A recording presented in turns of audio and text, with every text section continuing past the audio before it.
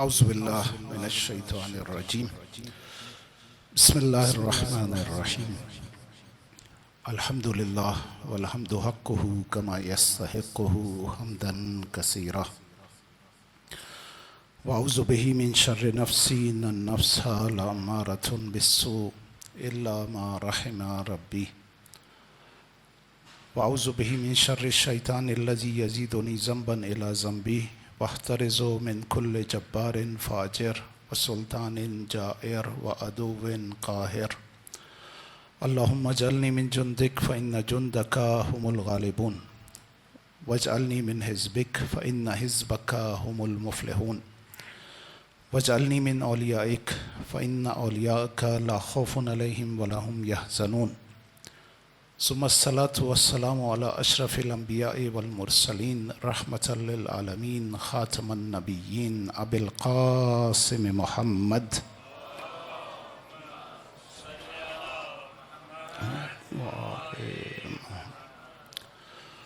وعلى آلہ الطیبین الطاہرین المعصومین سیما بقیت اللہ فی الارضین عجل اللہ فی فرجہ اما بعد فی کتاب اللہ المجید ومن آیاتہ ان خلق لکم من انفسکم ازواجا لتسکنوا الیہا وجعل بینکم مودۃ ورحمہ ان فی ذلک لآیات لقوم یتفکرون السلام علیک یا ابا عبداللہ وعلی الارواح التي حلت بفنائک علیک منی سلام اللہ ابدا ما بقیت وبقی اللیل والنہار ولا جعلہ اللہ آخر العہد منی لزیارتکم السلام علی الحسین وعلی علی ابن الحسین وعلی اولاد الحسین وعلی اصحاب الحسین درود پڑھیں محمد وعلی محمد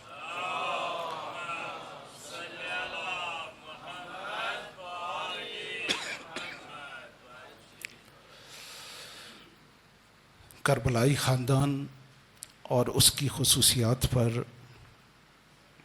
جو سلسلہ گفتگو کل سے شروع ہوا ہے، آج اس کی دوسری کڑی۔ کل مقدمے کے طور پر ہم نے بیان کیا کہ یہ ایام بہت مخصوص ایام ہیں، اور ان ایام میں جو دلوں کے اندر حرارت پیدا ہوتی ہے وہ بھی بہت مخصوص ہے۔ یہ حرارت آپ کو بے چین کرتی ہے، آپ کو فرش عزا پر لاتی ہے اور آپ کو مصیبت حسین پر رلاتی ہے۔ یہ اہتمام پروردگار ہے۔ یہ جو روز بروز عزاداری بڑھتی جا رہی ہے، پر رونق ہوتی جا رہی ہے، اس میں شدت پیدا ہو رہی ہے، یہ ہمارا کام نہیں ہے، یہ پروردگار کا اہتمام ہے کہ عزاداری میں یہ رونق پیدا ہو رہی ہے۔ ہم نے کل بیان کیا کہ سید الشہداء کی ذات گرامی اس مصیبت کے بعد ایک خصوصیت رکھتی ہے۔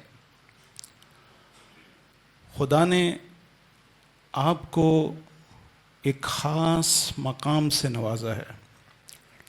کل میں نے جو روایت جناب ام سلمہ کی مصائب میں بیان کی، اس میں جب جناب ام سلمہ کمرے میں داخل ہوئیں اور حضور نے بتایا کہ جبرائیل آئے ہیں اور انہوں نے یہ بتایا ہے کہ کربلا کے صحرا میں حسین کو شہید کیا جائے گا، اور یہ مٹی جناب ام سلمہ کو دی کہ جب یہ مٹی خون میں بدل جائے، جس دن یہ مٹی خون میں بدل جائے اس دن حسین، یہ سمجھ لو کہ حسین شہید کر دیا۔ تو اس وقت جناب ام سلمہ نے رسول خدا سے کہا کہ یا رسول اللہ، کیا آپ خدا سے یہ درخواست کر سکتے ہیں کہ یہ مصیبت حسین سے ٹال دی جائے.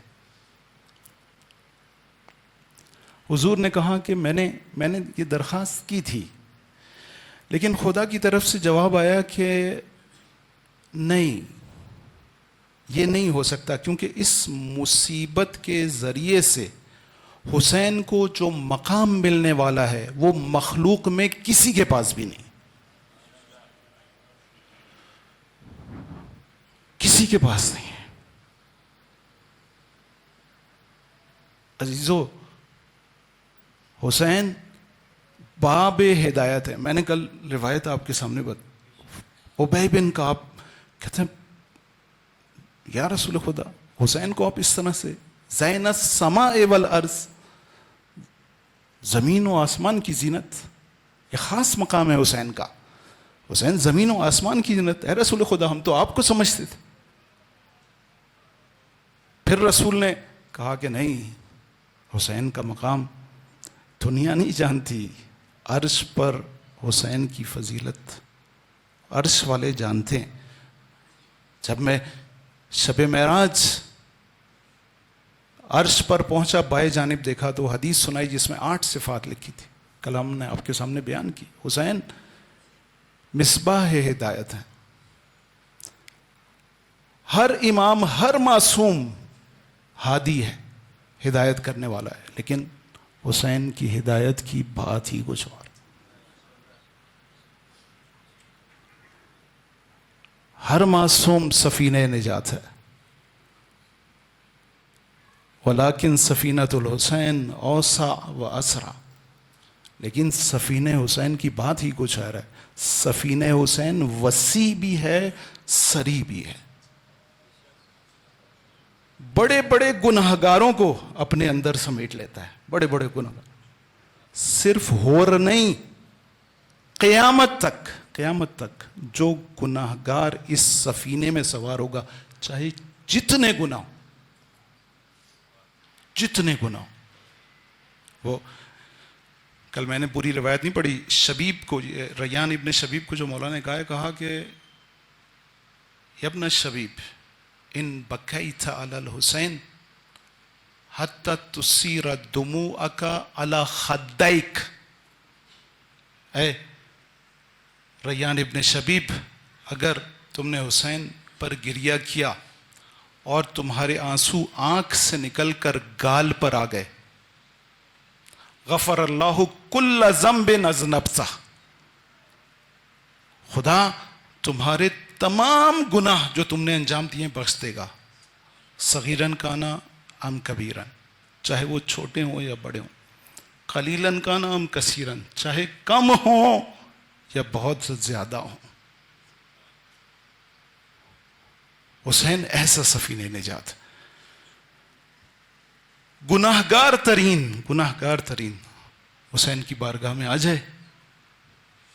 یہ فرش عزا، ہم نے کل آپ کو بتایا اس فرش عزا کا مقام کیا ہے. یہ حرارت جو آپ کو لے کر آتی ہے، حسین کی مجلس میں لے کر آتی ہے، اس فرش عزا پر بٹھاتی ہے. اس فرش عزا کا مقام خدا درود و سلام بھیجتا. کل ہم نے آپ کے سامنے بیان کیا عزیزو، یہ جگہ معمولی نہیں ہے. یہ جہاں آپ لائے گئے ہیں وہی چھوٹی جگہ نہیں ہے. یہاں سے خالی ہاتھ نہیں جانا. نہ صرف خالی ہاتھ نہیں جانا، بلکہ زندگی لے کر جانا ہے. یہاں لوگ مردہ آتے ہیں، زندہ ہو کر جاتے ہیں.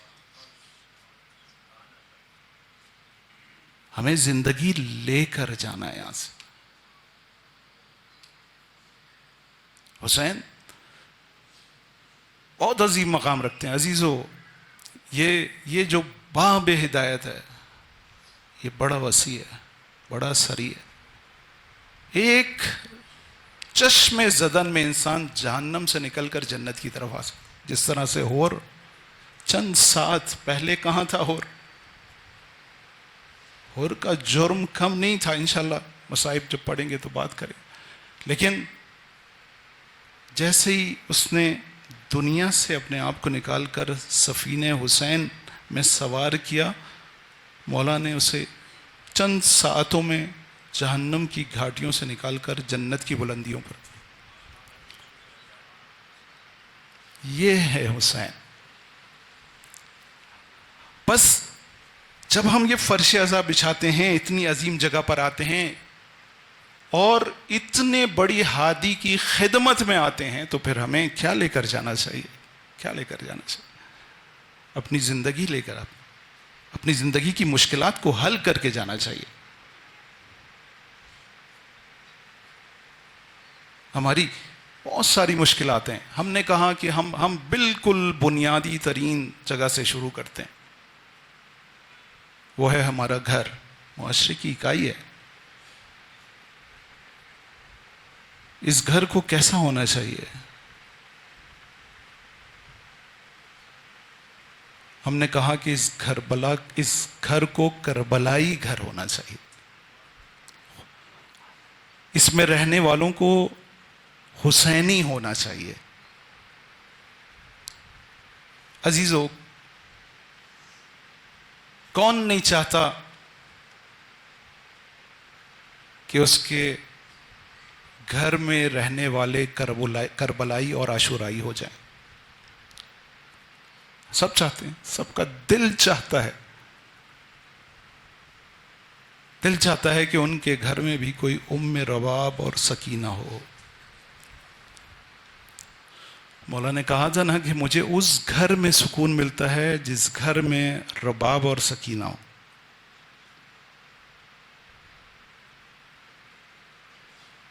میرے جوان بیٹھے ہیں، جوان کون نہیں چاہتا آپ جوان میں سے کہ آپ قاسم اور علی اکبر کی سیرت پہ چلیں؟ آپ سب چاہتے ہیں، آپ سب کی آرزو ہے. ہمارے بزرگ حبیب ابن مظاہر اور مسلم ابن اوسجہ کو اپنے لیے آئیڈیل بناتے ہیں. بنانا چاہیے. یہ جو ہم کوشش کریں گے کہ ان دنوں میں ہم ان کے اسوے کو اپنے سامنے رکھیں. کس طرح سے حسین کا خاندان بڑا عظیم خاندان ہے. عزیزو،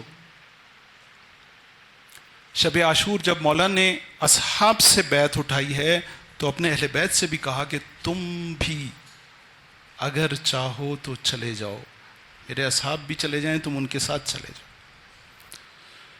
کوئی ایک خوف کا ماحول تھا، کوئی ایک تیار نہیں ہوا. نہ صرف یہ کہ تیار نہیں ہوئے، بلکہ جب یقینی ہو گیا کہ کل جنگ ہونی ہے تو تاریخ گواہ ہے کہ ہر ماں اپنے بچوں کو لے کے بیٹھی ہوئی تھی کہ دیکھو میرے بچوں، کل مادر حسین کے سامنے مجھے شرمندہ نہ کرنا، کل فرزند فاطمہ پر اپنی جان نچھاور کرنا. بہت بڑی بات ہے، بہت بڑی بات ہے. کوئی اپنے لخت جگر کو اس طرح سے مرنے کے لیے بھیجے، مرنے کے لیے تیار کرے، بہت بڑی بات ہے، کوئی معمولی بات نہیں ہے.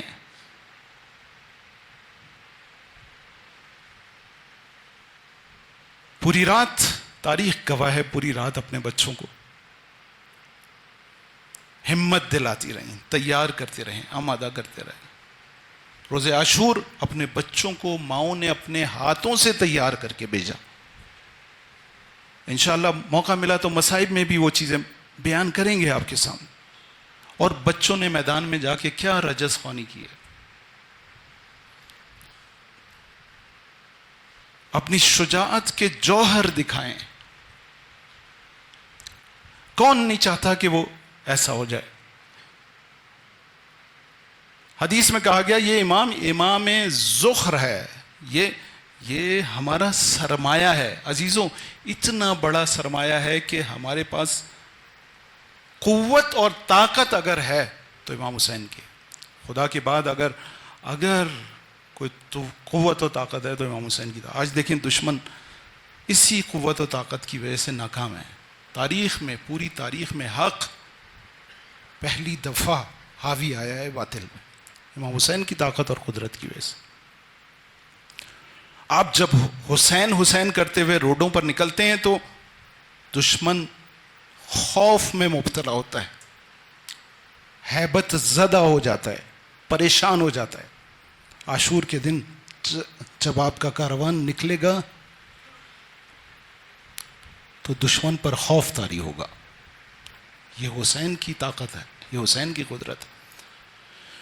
کون نہیں چاہتا؟ ہم چاہتے ہیں حسین کو اپنے سینے سے. عزیزو، انفرادی لحاظ سے بھی حسین ہماری طاقت اور قدرت ہے، اور اجتماعی لحاظ سے بھی.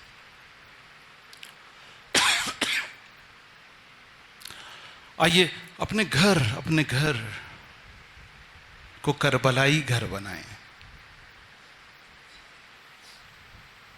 حسین کے گھر کی طرح. عزیزو، مدینہ سے لے کر اور کربلا تک لوگ مولا کو یہ سمجھاتے رہے ہیں کہ مولا کوفے کی طرف نہ جائیں. جب مولا کہتے تھے نہیں مجھے بلایا گیا ہے، تو کہتے تھے کہ آپ جائیں لیکن اپنے اہل و عیال کو نہ لے جائیں. محمد حنفیہ بھائی ہے مولا کا، مکہ میں آپ سے ملاقات کرتے ہیں اور کہتے ہیں مولا نہ کوفے والوں نے بابا کا ساتھ دیا اور نہ بھائی حسن کا ساتھ دیا، تو کوفے والوں سے امید نہ رکھیں، یہ آپ کا ساتھ نہیں دیں گے. ایک بحث ہوتی ہے تاریخ میں، یہ بحث نقل ہے. مولا کہتے ہیں میں کہیں بھی چلا جاؤں یہ میری جان لے کے رہیں گے. بڑی دیر کے بعد کہتے ہیں یمن چلے جائیں. مولا کہتے ہیں اچھا، ان کو ٹالنے کے لیے کہتے ہیں اچھا دیکھتے ہیں. دوسرے دن دیکھتے ہیں مولا تیار ہے جانے کے لیے، مکہ سے نکلنے کے لیے تیار. 8 ذی الحجہ مولا آمادہ ہیں، کاروان تیار ہے. کہا بھیا میں نے کل آپ سے بات کی تھی، یہ کیا ہوا؟ کہا کہ محمد کل رات کو میں نے نانا کو خواب میں دیکھا. نانا آئے ہیں اور کہہ رہے ہیں کہ یا ابا عبداللہ حرک، اے حسین حرکت کرو، ان اللہ شاء ان یراک قتیلا، خدا یہ چاہتا ہے کہ تمہیں قتل ہوتا ہوا دیکھے. کہتے ہیں میں راضی بے رضائے خدا، اگر خدا چاہتا ہے تو میں قتل ہونے کے لیے تیار ہوں. کہتے ہیں بھیا آپ چاہتے ہیں تو جائیں، اپنے اہل عیال کو نہ لے جائیں. کہا کہ نانا نے یہ بھی کہا کہ ان اللہ شاء ان یراہن سبایا، خدا یہ چاہتا ہے کہ ان کو اسیر ہوتے ہوئے دیکھے. اگر خدا کی رضا ان کی اسارت میں ہے تو ان کو لے کر جاؤں گا. مولا کو پتا تھا یہ مشکلات ہیں، پریشانیاں ہیں، سب کچھ ہے، مولا کو پتا تھا، پھر بھی لے جا رہے تھے. اس یقین کے ساتھ لے جا رہے تھے کہ یہ جو میرے ساتھ عورتیں جا رہی ہیں، یہ جو بچے جا رہے ہیں، یہ باطل کے سامنے سر نہیں جھکائیں گے، یہ شجاع ہیں، یہ باغیرت ہیں، باہمت ہیں، اور یہ شہید پرور ہیں.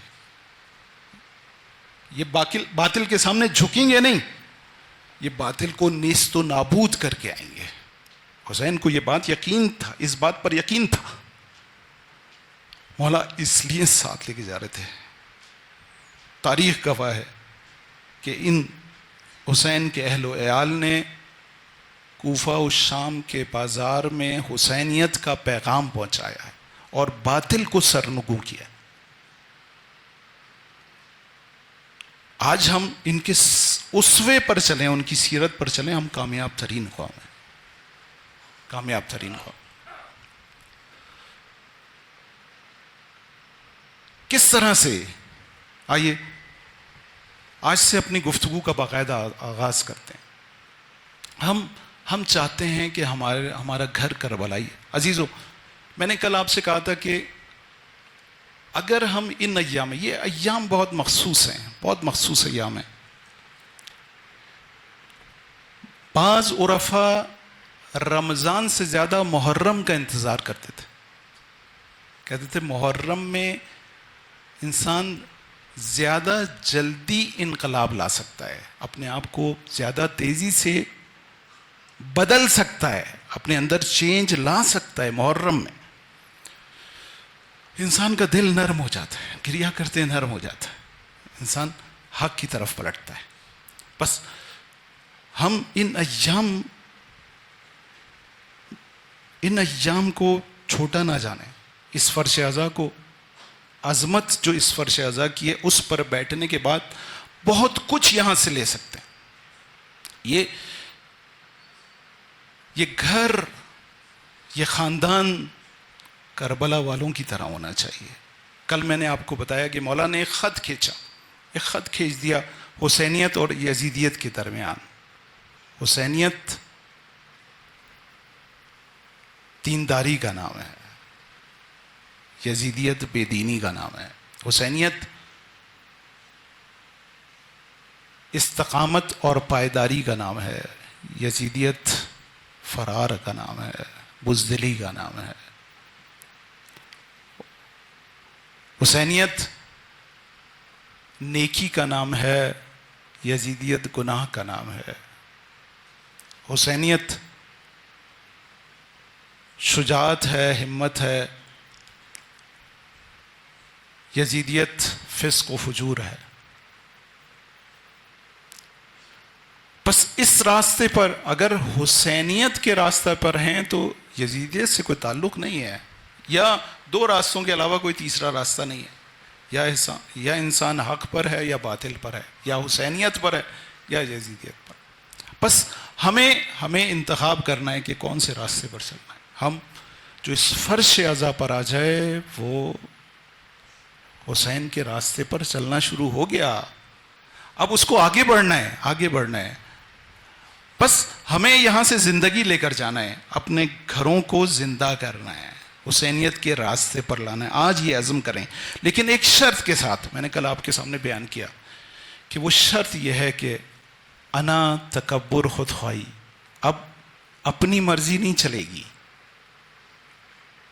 جب اس فرش پر آئے ہو تو یہ عہد کرو کہ اب اپنی مرضی نہیں چلاؤں گا، حسین کی مرضی پر چلوں گا، حسین کی مرضی پر چلوں گا. یہ عہد کریں اور پھر اپنی گفتگو کو شروع کرتے. گھر، اس گھر کی ہمارے معاشرے میں تعریف کیا ہے؟ گھر کسے کہتے ہیں؟ عزیزو، کچھ نام ہمارے معاشرے میں بہت زیادہ گھر کے لیے استعمال ہوتے ہیں. مثلا اب مجھے نہیں پتا آپ، لیکن ہمارے اردو ادب میں گھر کو مأمن کہتے ہیں، گھر کو مسکن کہتے ہیں، گھر کو منزل کہتے ہیں. یہ تو سنے نا، مسکن اور منزل. مأمن بھی سنا ہوگا آپ نے. جو بزرگ اردو ادب سے آشنا ہیں وہ جانتے ہیں کہ مأمن گھر کو کہتے ہیں، یعنی اس میں مکان ہے، یعنی وہ جگہ جو کہ امن کی جگہ ہو، وہ جگہ جہاں پر لوگ امن سے رہتے ہوں، آپس میں مل کر رہتے ہوں، آپس میں ایک دوسرے کے ساتھ ساجھے سے رہتے ہوں. اس کو کہتے ہیں مأمن، امن کا مقام. مسکن کہتے ہیں وہ جگہ، وہ مقام جہاں انسان سکون حاصل کرے، اس کو کہتے ہیں مسکن.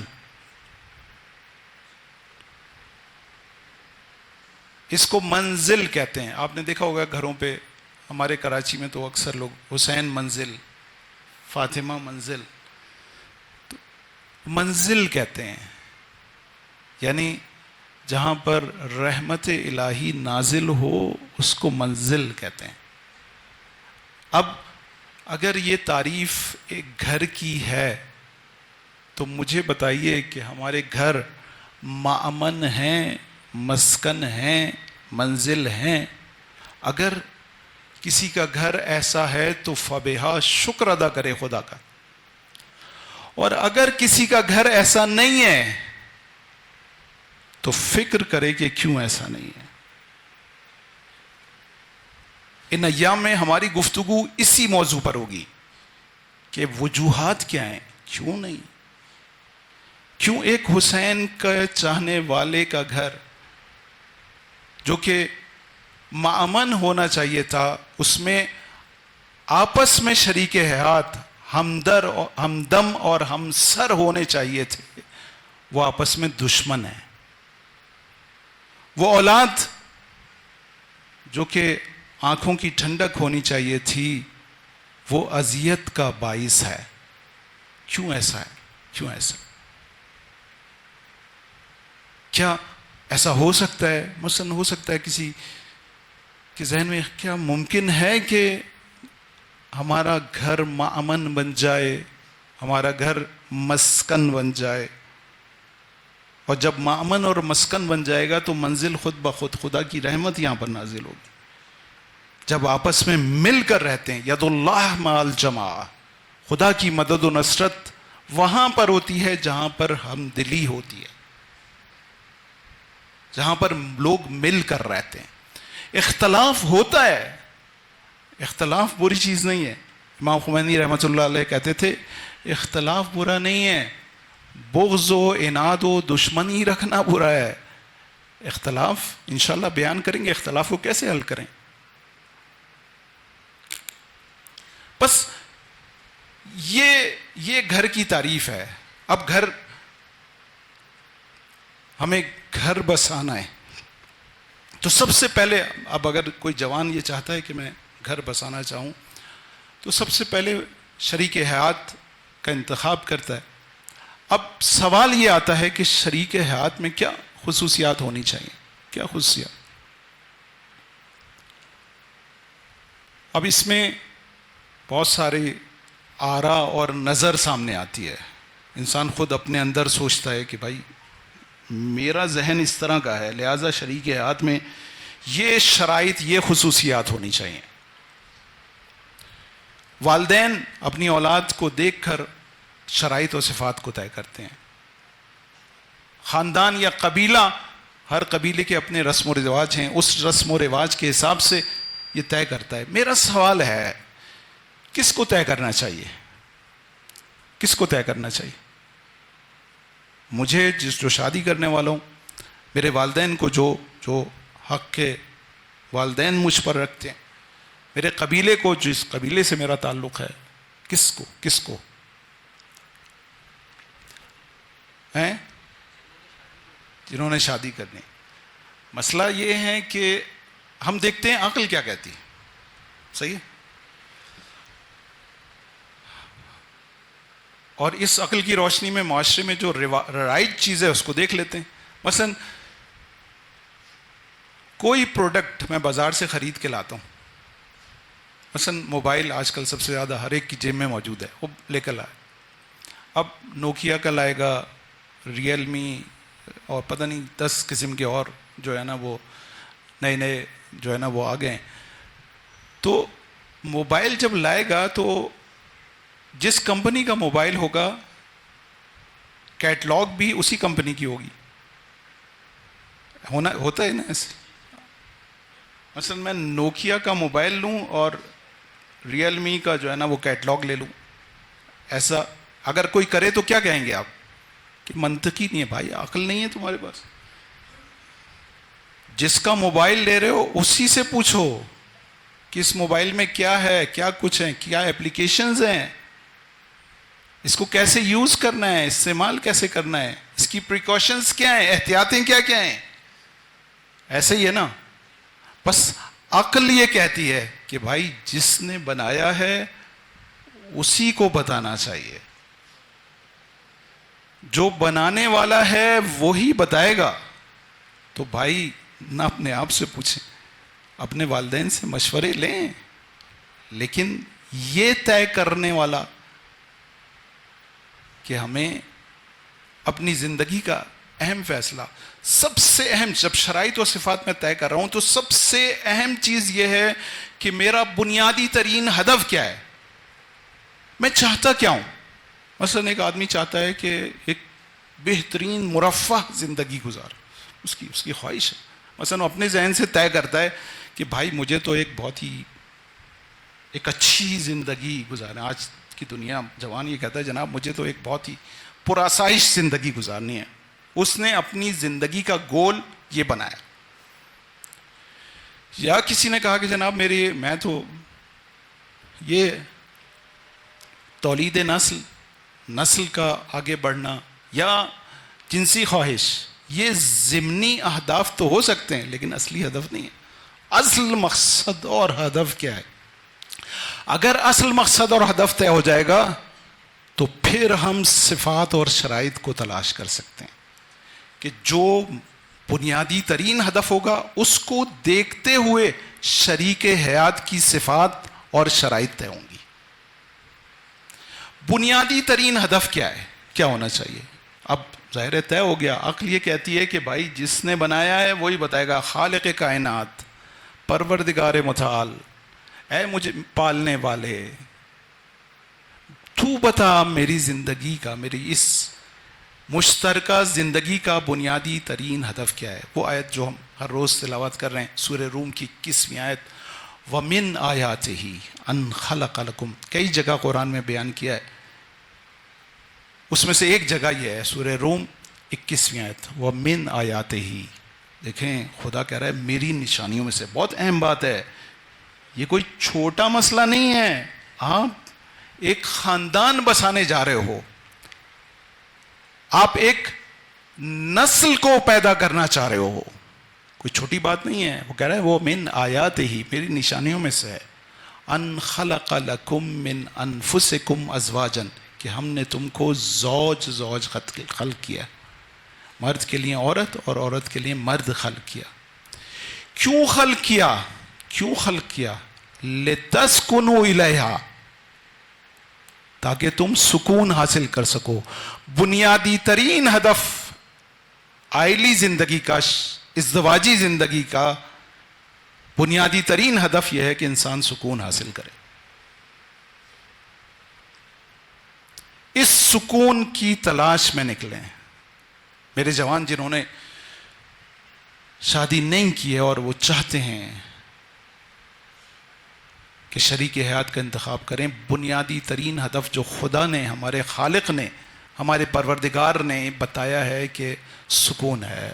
عزیزو, اس سکون سے بڑی کوئی دولت دنیا میں نہیں ہے. انسان اپنی دولت, اپنا مال اس سکون کے لیے خرچ کرتا ہے, سب کچھ قربان کر دیتا ہے. سکون, بس سکون بنیادی ترین ہدف ہے اس عائلی زندگی کا, خانوادگی زندگی کا بنیادی ترین ہدف سکون ہے. جب یہ بات طے ہو گئی کہ سکون ہے تو پھر شرائط کیا ہونی چاہیے؟ شرائط خوبصورتی ہونی چاہیے یا خوبصیرتی ہونی چاہیے؟ شرائط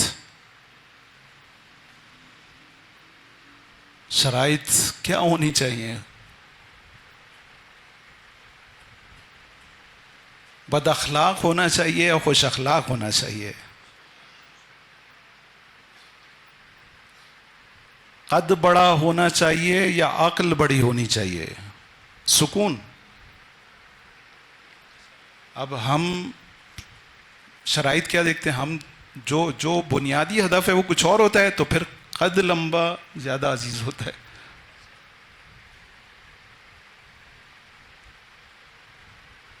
ایک بچی کے لیے شیر بہا زیادہ سے زیادہ دینے والا اہم ہونا چاہیے یا بچی کو خوش رکھنے والا زیادہ اہم ہونا چاہیے؟ کون؟ ہم کس طرف جا رہے ہیں؟ خدا نے ہمیں کیا بتایا ہے, کون سا راستہ؟ یہ بنیادی ترین ہدف ہمیں یہ بتایا کہ دیکھو یہ ہدف ہے, اس کی شرائط تلاش کرو, اس کی صفات تلاش کرو. آج ہمارے گھروں میں مشکلات کیوں ہیں؟ کیونکہ ہم نے اس بنیادی ہدف کو دیکھ کر ان صفات کے مطابق شریک حیات کا انتخاب نہیں کیا. اب سکون کو دیکھتے ہوئے اور ہم تلاش کریں کہ کیا صفات ہونی چاہیے, کیا شرائط ہونی چاہیے. آئیے سکون کو بنیادی ہدف قرار دیتے ہیں اور صفات کی تلاش میں چلتے ہیں. درود پڑھیں محمد و آل محمد.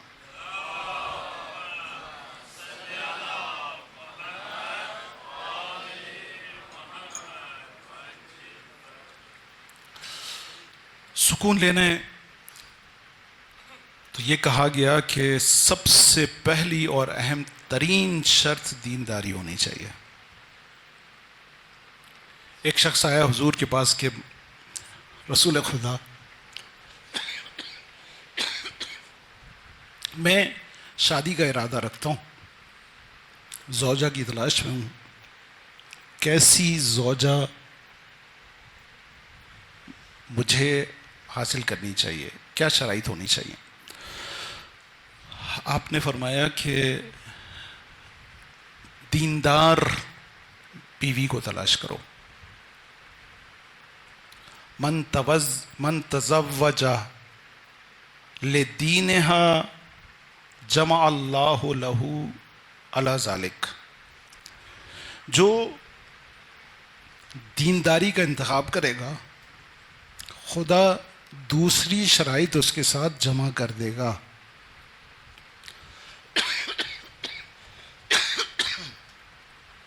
خدا دوسری صفات بھی اس میں لے آئے گا. یہ حضور نے کہا. ایک شخص آیا چھٹے امام جعفر صادق کی خدمت میں،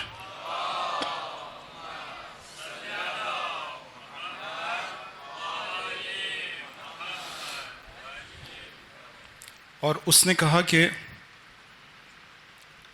مولا میں شادی کرنا چاہتا ہوں. مولا نے کہا کہ دیکھو، اگر تم نے مال اور خوبصورتی کو سامنے رکھا تو خدا تمہیں ان دونوں چیزوں پر چھوڑ دے گا،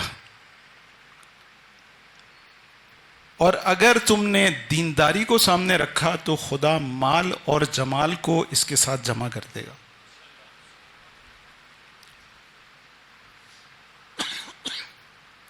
عزیزو، میں کراچی شہر میں آئے دن اس طرح کے مسائل دیکھتا ہوں، اپنے سامنے دیکھتا ہوں. بہترین خوبصورت شکل لیکن بدترین زندگی، بدترین زندگی. کون چاہتا ہے؟ جو تجربہ کار لوگ ہیں ان سے پوچھیں، زندگی جہنم بن جاتی، عذاب بن جاتی. گھر کے اندر اگر سکون نہ ہو تو پوری دنیا برباد ہو جاتی، پوری دنیا ختم ہو جاتی. بس یہ کہا گیا کہ دیکھو دینداری کو سب سے زیادہ اہمیت دو. ایک دیندار ہوگا تو تمہارا خیال رکھے گا. اچھا، شاید کچھ لوگوں کے پاس اس کا ایک شبہ بھی ایجاد ہو ذہن میں کہ بھائی ہم نے تو دیکھا ہے کہ دیندار بھی ماشاءاللہ ان کی زندگی بھی عذاب ہے. تو پہلے دینداری کی تعریف کریں. دینداری کیا ہوتی ہے؟ دینداری نماز، روزہ، خمس، زکوٰۃ، حج، پردہ، داڑھی، یہ نہیں ہے. کہیں گے کیا؟ یہ ظاہر ہے، یہ ظاہر ہے دینداری، یہ دینداری کا ظاہر ہے. لیکن باطن دینداری یہ نہیں ہے. باطن دینداری کیا ہے؟ کیا ہے؟ مولانا صاحب یہ داڑھی رکھے ہوئے ماشاءاللہ نماز پڑھتا ہے، پابندی سے جماعت میں جاتا ہے، شمر بھی نماز پڑھتا تھا، عمر سعد نے بھی امامت کروائی ہے، اور ہرملہ بھی کربلا میں موجود تھا. دیندار نہیں ہو گئے، دیندار نہیں ہو گئے.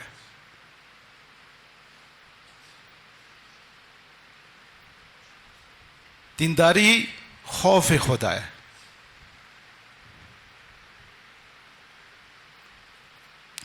دینداری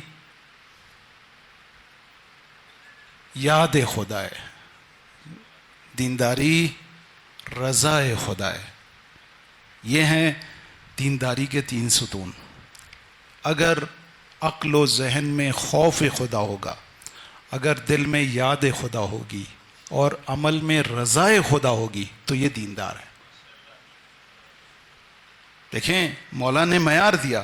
اگر خدا میری اس مصیبت پر راضی ہے تو حسین اس مصیبت کو اپنے سینے سے لگانے کے لیے تیار ہے. یہ ہے دینداری. لیکن اگر یہ چیزیں نہیں ہوں گی، خوف خدا نہیں ہوگا، یاد خدا نہیں ہوگی، غافل ہوگا، نماز شب بھی پڑھتا ہو، اس کی یہ نماز شب،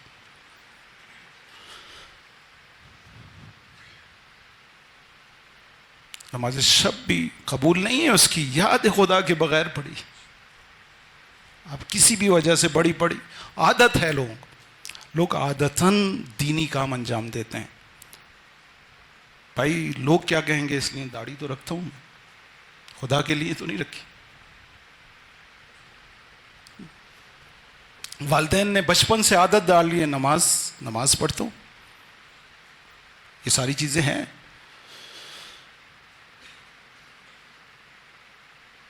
لیکن عزیزو، دینداری یا رضا خدا عمل، ایک بیوی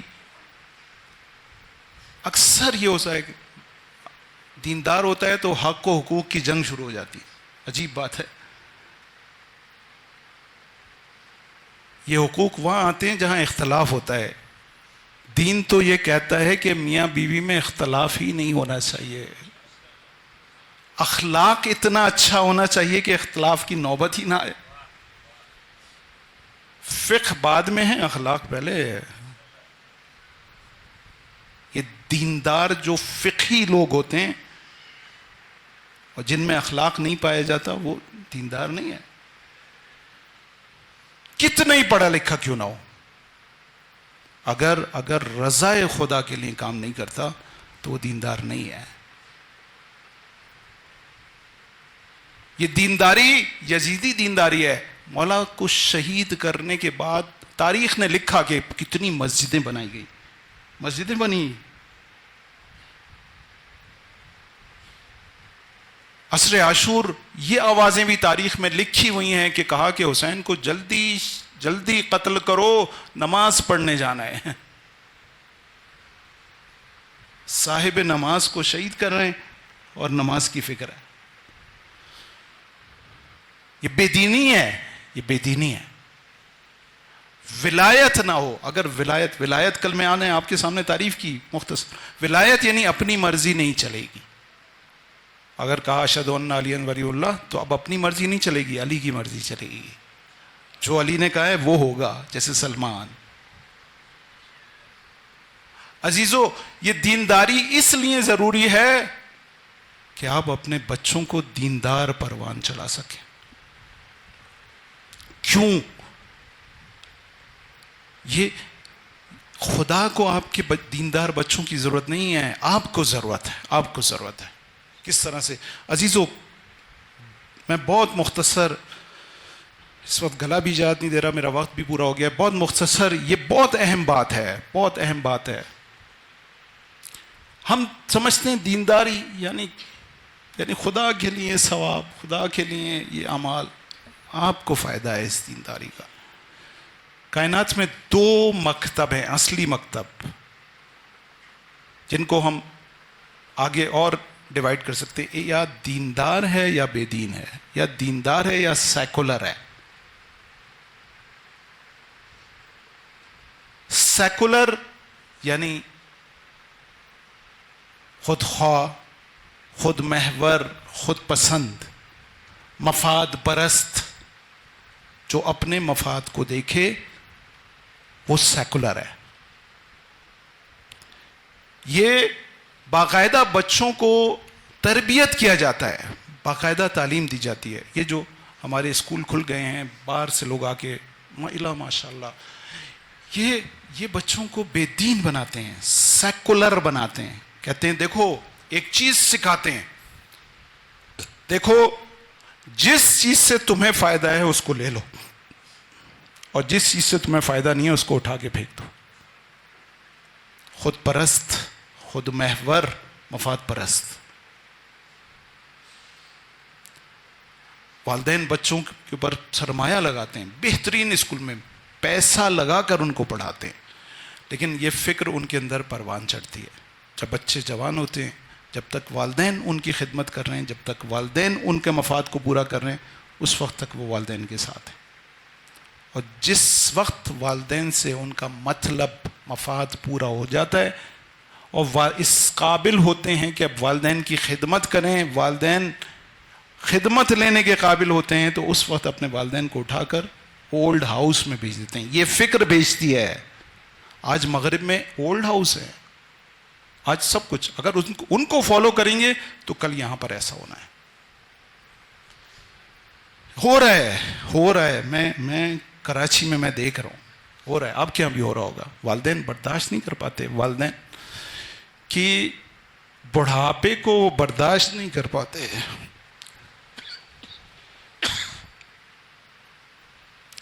لیکن دینداری کیا ہے؟ دینداری کیا ہے؟ جہاں جہاں خدا اپنا ذکر کر رہا ہے، کہہ رہا ہے کہ توحید کے ساتھ ساتھ والدین کا ذکر ہے. اگر کہتا ہے دیکھو ماں تمہاری اس نے تم یہ کیا ہے، تو کہتا ہے ان اشکر لی ولوالدیک، دیکھو میرا بھی شکریہ ادا کرو، اپنے والدین کا بھی شکریہ ادا کرو. وَوَصَّيْنَا الْإِنسَانَ بِوَالِدَيْهِ إِحْسَانًا، وصیت کی انسان کو کہ اپنے والدین پر احسان کرنا.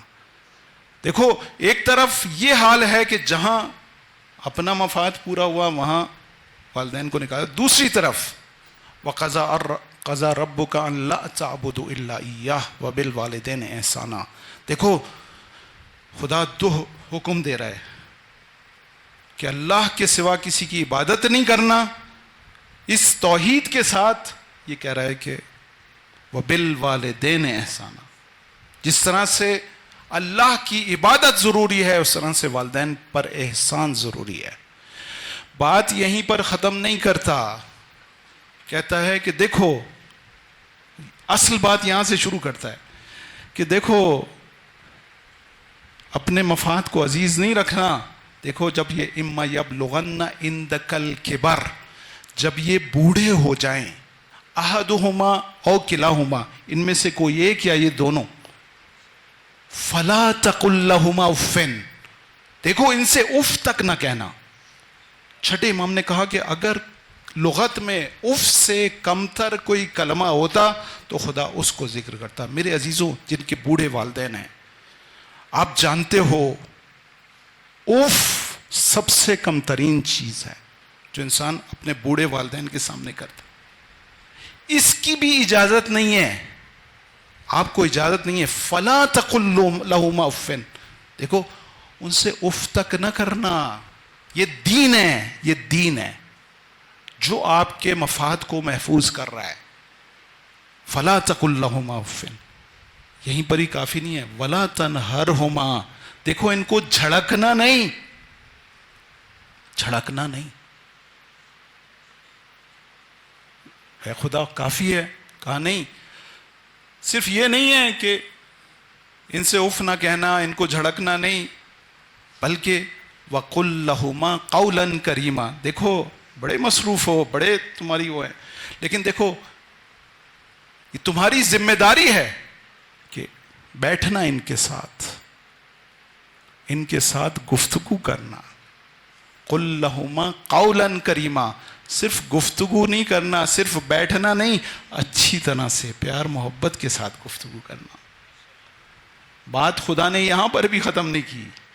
وَاخْفِضْ جَنَاحَ الذُّلِّ مِنَ الرَّحْمَةِ، دیکھو جب ان کے ساتھ گفتگو کر رہے ہو تو اپنی باہوں کو ان کے لیے ایسے پھیلا دو جس طرح سے پرندہ اپنے بچوں کو اپنے پروں میں لیتا ہے، اس طرح سے اپنی باہوں کو پھیلا دو. وَاخْفِضْ جَنَاحَ الذُّلِّ مِنَ الرَّحْمَةِ. بات یہاں پر بھی ختم نہیں کی. وَقُلْ رَبِّ ارْحَمْهُمَا كَمَا رَبَّيَانِي صَغِيرًا، اور ان کے لیے دعا بھی کرنا ہے، خدا ان پر رحم کر ایسے جیسے انہوں نے بچپن میں مجھ پر رحم کیا. خدا وہ وقت یاد دلا رہا ہے کہ یاد کرو وہ وقت کہ جب تم دنیا میں آئے تھے، اپنا کوئی کام کرنے کے قابل نہیں تھے، اپنی غذا منہ میں لے جانے کے قابل نہیں تھے. ان والدین نے تمہاری خدمت کی، اپنی کثافت دور کرنے کے، صاف کرنے کے قابل نہیں تھے، انہوں نے تمہاری گندگی اور کثافت کو دور کی. راتوں کو جاگ جاگ کر تم کو پالا. یہ احساس دلا رہا ہے کہ دیکھو والدین بہت اہمیت رکھتے ہیں. یہ دین ہے، یہ دین ہے. دین سے دور جائیں گے، یہ دنیا آپ کے منہ پر ماری جائے گی. کربلائی خاندان نہیں ہو سکتا وہ جو والدین کو اہمیت نہ دے. عزیزوں، ہمیں کیا کچھ ملتا ہے ان والدین سے، برکت، رحمت. ہمارے گھروں کی برکت اور رحمت ان کے وسیلے سے. ایک دن اصحاب بیٹھے ہوئے تھے، حضور نے کہا دیکھیں خدا نے کیا کیا نعمتیں رکھی ہیں ان والدین میں. حضور نے کہا کہ گفتگو ہو رہی تھی والدین پر، آپ نے کہا کہ ایک نظر رحمت، ایک نظر رحمت اگر کوئی اپنے والدین کی جانب کرے تو خدا ایک مقبول حج کا ثواب اسے عطا کر دے. کسی نے سوال کیا کہ اے رسول خدا، اگر کوئی ایک دن میں 100 دفعہ نظر کر لے، کہا کہ خدا کو بخیل سمجھتے ہو؟ 1000 دفعہ بھی، 1000 دفعہ بھی نظر رحمت کرے گا، 1000 مقبول حج کا ثواب ملے گا. کتنا عظیم اجر ہے. اس سے کیا کچھ، اب حج اس کا ثواب اور وہ بھی مقبول حج کا ثواب. انسان سوچے کہ کیا کچھ مل رہا ہے اسے. صرف ایک محبت بھری نظر کرنی ہے ان ہستیوں کی جانب.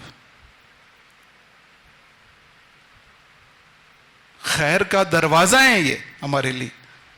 ان کو دیکھنا، ان کی خدمت کرنا، ان کے کاموں کو انجام دینا. خیر، بس یہ دین ہے. بس شرط، اگر کربلائی خاندان بنانا ہے تو دیندار ہونا چاہیے. دیندار شریک حیات کا انتخاب کریں. اگر گھروں میں سکون لانا ہے تو دیندار کا انتخاب کریں. اگر کریں گے تو آپ کے گھر میں بھی ام رباب اور سکینہ ہوگی. عزیزو، شب جمعہ ہے، شب زیارت امام حسین ہے. علماء کہتے ہیں کہ اگر سب جگہ سے مایوس ہو جاؤ اور تمہاری دعا قبول نہ ہو رہی ہو، حاجت پوری نہ ہو رہی ہو، تو امام حسین کو ان کی کم سن بچی سکینہ کا واسطہ دو. اب یہ سکینہ ایران اور عراق میں رقیہ، مجھے نہیں معلوم آپ کے یہاں کون سا نام زیادہ ہے. بہرحال بچی ایک ہی ہے، نام مختلف لیے جاتے ہیں. کہ امام کو ان کی کمسن بچی کا واسطہ دو، اور وہ بھی اس طرح سے کہ تنہائی میں بیٹھو اور سکینہ کی مصیبت کو ذہن میں لے کر آؤ.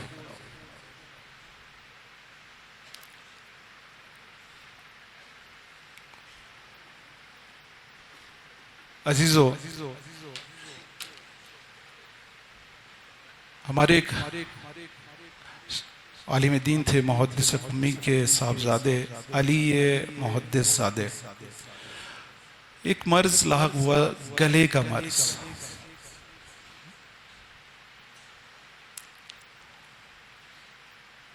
ڈاکٹر کو دکھایا، یہ انقلاب سے 50 سال پہلے کی بات ہے. ڈاکٹر کو دکھایا،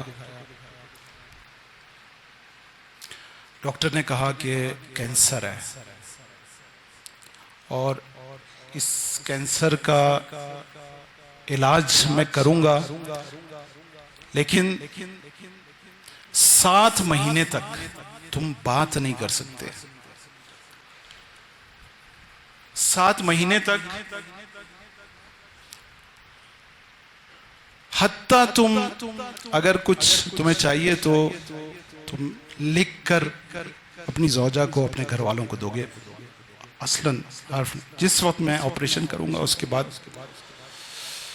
چارہ کوئی نہیں تھا، یہ اپنا آپریشن کروا لیتے. خطیب ہے، مصیبت پڑھنے والا ہے، ذاکر حسین ہے. کہتے ہیں محرم نزدیک تھے، محرم نزدیک آنے لگے، میری بے چینی بڑھنے لگی کہ اتنے سالوں میں نے مصیبت حسین پڑھی.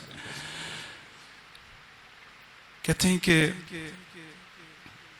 گلے کی کیفیت بڑی عجیب تھی، اور آپریشن کے بعد درد کی شدت.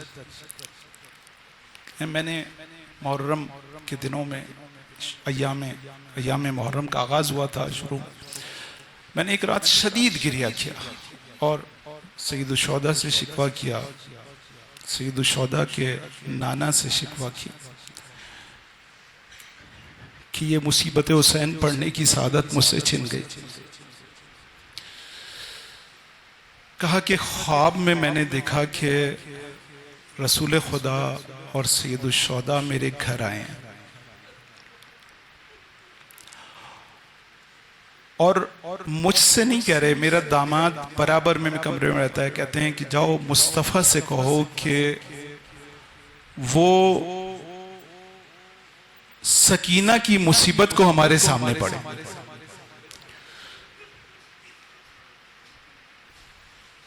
آیا علی محدث سادے جاتے ہیں، بہت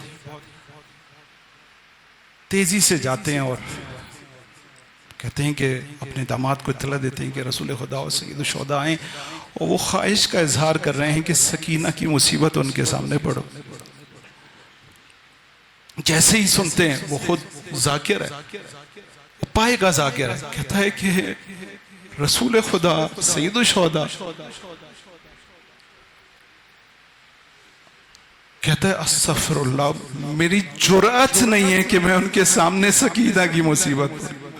ارے حسین کے بابا کے سامنے، سکینہ کے بابا کے سامنے سکینہ کی مصیبت، رسول خدا، میری جرأت نہیں، ہمت نہیں ہے، میں نہیں پڑھ سکتا. منع کر دیتے ہیں، آ جاتے ہیں، یہ کہتے ہیں کہ وہ کہہ رہے ہیں مجھ میں ہمت نہیں ہے. رسول خدا خود جاتے ہیں، خود جاتے ہیں، بلا کر لاتے ہیں، آتا ہے، مصیبت پڑھنا شروع کرتا ہے. صرف ایک شعر، دست عدو بزرگ تر از صورت من است، زبان حال سکینہ. عزیزو، سکینہ نے شام غریباں سے لے کر شام تک تھپڑ کھائے. راوی کہتا ہے کہ ایک منزل پر کاروان چل رہا ہے، سکینہ کو نیند آتی ہے، سکینہ غش کھا کر زمین پر گر جاتی ہیں. تھوڑی دیر میں ڈھونڈائی مچتی ہے، سکینہ کو ڈھونڈا جاتا ہے. جناب زینب پریشان ہوتی ہیں، کہتی ہیں سکینہ کہاں ہے؟ کاروان کو روکتی ہیں، کاروان سالار کو کہتی ہیں میری بچی سکینہ نظر نہیں آ رہی. کاروان سالار سپاہی کو بھیجتا ہے، سپاہی تھوڑا پیچھے جاتا ہے، دیکھتا ہے بچی زمین پر گری ہوئی رو رہی ہے. سپاہی سکینہ کو اٹھاتا ہے اور ایک تماچا سکینہ کے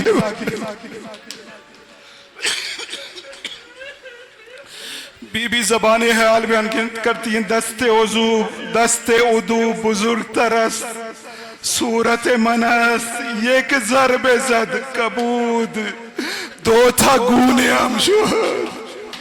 ارے اس نے ایک تھپڑ مارا تھا، میرے دونوں گال سرخ ہو گئے. ارے یہ شعر پڑھنا تھا، رسول خدا نے سنا اور بے ہوش ہو گئے.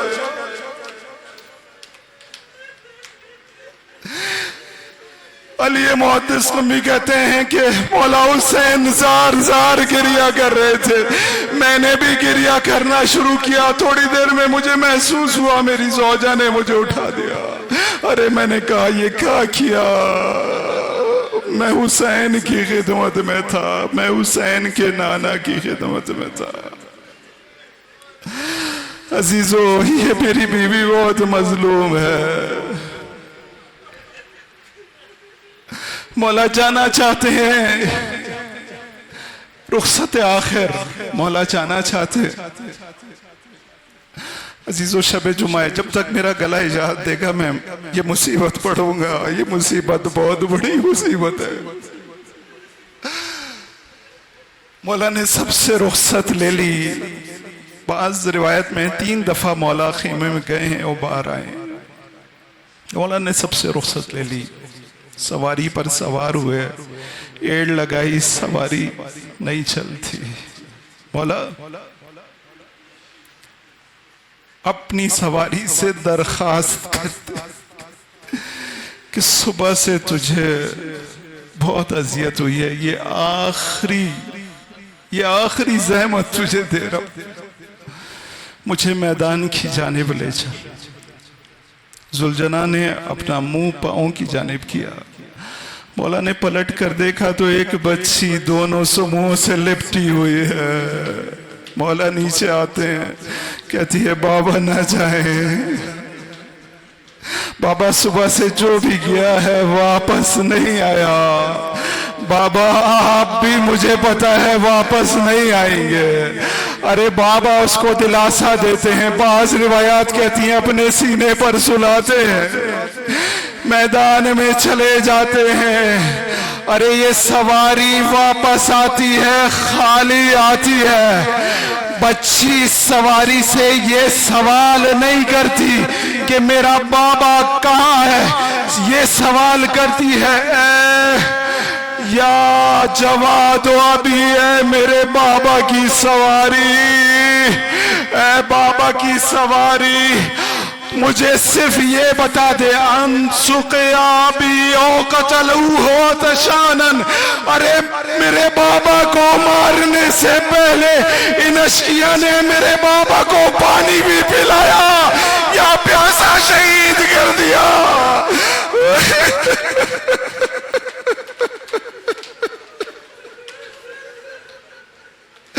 ارے سکینہ کو اپنے بابا کی پرواہ سے زیادہ اپنے بابا کے پیاسے ہونے کی پرواہ۔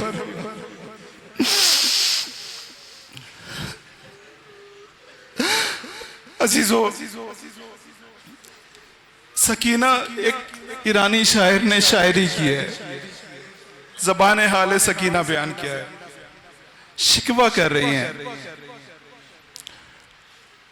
اپنے بابا سے شکوہ کر رہی ہیں۔ انگاہ کے منز ناکے افتادم و غش کردم، بابا تو کجا بودی از ماں تو جدا بودی۔ بابا جب میں ناکے سے گری تھی اور بے ہوش ہو گئی تھی، بابا آپ کہاں تھے، کیوں ہم سے جدا تھے؟ انگاہ کے دشمن مرا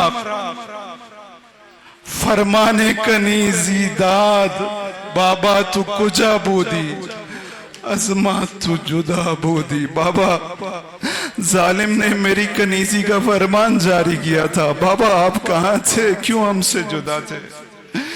عزیزو، اس شاعر نے جواب دیا ہے، انگاہ کے دشمن ترا فرمانے کنیزی داد، در تشت طلا بودم مشغول دعا بودم۔ اے سکینہ، جب اس ظالم نے تیری کنیزی کا فرمان دیا تھا، میرا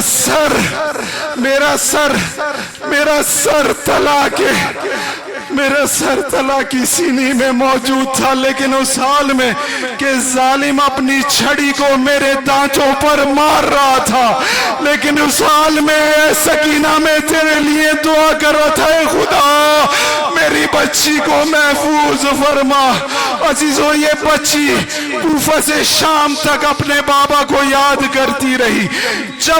جب اشقیہ، اس بچی کا غم تماچے نہیں تھا، اس بچی کا غم پیاس نہیں تھا، اس بچی کا غم بابا کا سر تھا جو نیزے پر بلند تھا۔ یہ اشقیاء بی بی کے سامنے یہ سر لاتے تھے، بی بی بے چین ہو جاتی تھی۔ راوی کہتا ہے کوفے کے بازار میں یہ سر نزدیک آئے، سکینہ نے بابا کو یاد کرنا شروع کیا، شدید گریہ کیا۔ جناب زینب نے سر سے مخاطب ہو کر کہا، بھیا سکینہ سے بات کر لو، سکینہ بہت بے چین ہے۔ مولا نے قرآن کی آیات تلاوت کرنا شروع کی. ارے یہ کاروان شام کے بازار میں گیا, دربار میں پہنچا. وہ وقت بھی آیا کہ جب اس بچی کے سامنے اس کے بابا کا سر لایا گیا. ارے بچی نے جیسے ہی سر کو اپنے قریب دیکھا, اس سر کو اپنی آغوش میں لے لیا اور مرثیہ پڑھنا شروع کیا. یا بتا من ذا الذی خضبک بدمائک, اے میرے بابا کس نے آپ کو خون سے خضاب کیا. یا ابتا من ذا الذی قطع وریدیک, اے بابا آپ کی گردن کو کس ظالم نے سر سے جدا کیا. من ذا الذی ایتمنی علی صغر سنی, اے میرے بابا اس کم سنی میں کس نے مجھے شہید کیا, مجھے یتیم کیا اس کم سنی کے عالم میں, مجھے کس نے یتیم کیا. یہ کہتے کہتے یہ بچی خاموش ہو گئی. سب سمجھے بچی سو گئی ہے, لیکن زمانے کا امام حقیقت حال جانتا ہے. ارے کلمہ استرجاع زبان پر جاری کیا, انا للہ و انا الیہ راجعون. ارے سکینہ اس دنیا سے چلی گئی. اس سکینہ کے باپ نے سکینہ کو اپنے پاس بلا لیا. الا لعنت اللہ علی القوم الظالمین.